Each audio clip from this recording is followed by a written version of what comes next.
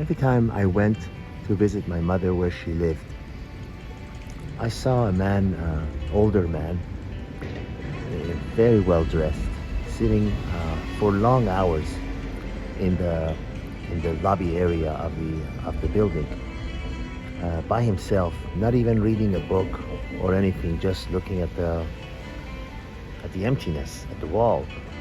And I know that he was sitting there for a long time because when I started going there, when I began my visit, he was sitting there, and 2 3 hours later, when I was leaving, I would often see him still sitting there. So, being an international man of traveling and interesting people, I started a conversation with him out of curiosity. I found out his name is George. He's born and raised in Greece. He met his Greek wife when he was working in Brazil. He spoke fluent Portuguese and Greek, obviously, and English. He worked for the defense industry in the U.S., and he had a pension for life. He was about 90 years old. He told me that his wife died 10 years ago of cancer, and he said, since she died, my life is meaningless. I left him after that conversation, and I was thinking to myself, why doesn't he go back with the pension that he's got? Why doesn't he go back to Greece? At least he would be among his own countrymen and everything. But I thought maybe it's rude to ask him. But the next several times that I saw him, I finally got up the courage and I asked him, George, may I ask you, why don't you go and go back to your own country where your own countrymen are? You could go sit at a cafe, look at the sea, and with your pension, you could live very well in Greece. He said, all my friends are dead. I know nobody there. My wife was my best friend, and I have a daughter here who comes and visits me every now and again. That gave me the answer that I wanted to have. And it's very true. When we get old, our friends, the people that we knew, sadly, our parents, their friends, they start to die. And even if the friends don't die, once our parents are gone, the friends really don't keep in touch with the children, of their friends. So you lose them as well. And life gets lonelier and lonelier as we get older. And at certain times, sadly, the old people feel like they're a burden to everyone. Although he wasn't, he had a full pension and he was living, comfortably. I mean, he wasn't wanting for anything. But his marriage was one of those old style marriages where, there is no passion and everything, but they were friends. I mean, they quarreled, I'm sure, as any two people who live under the same roof do. But she was his partner in life.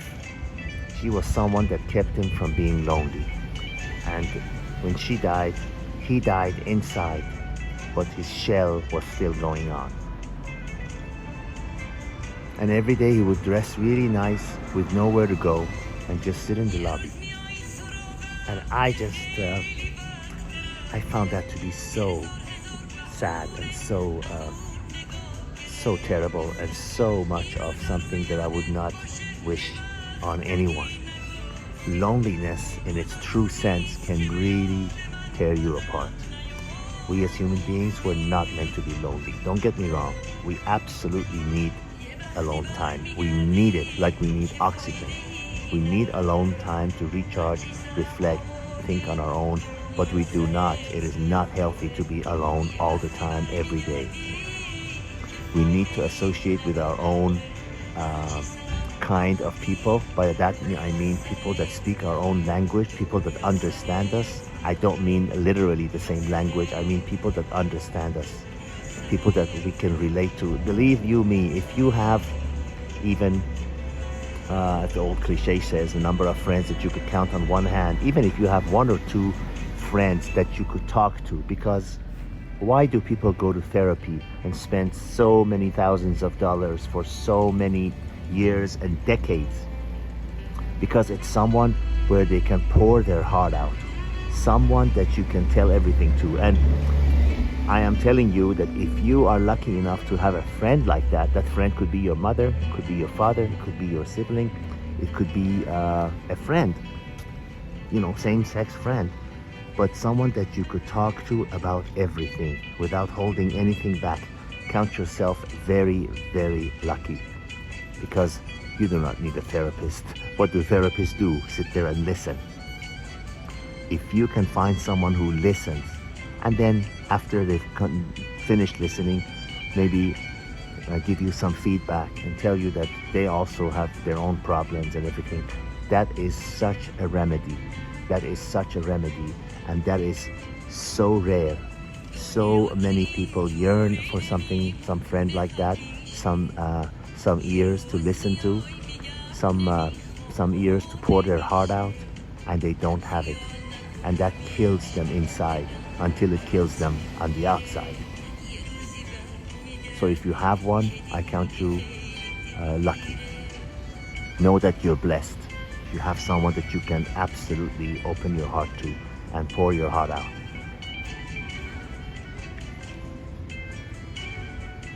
All the best.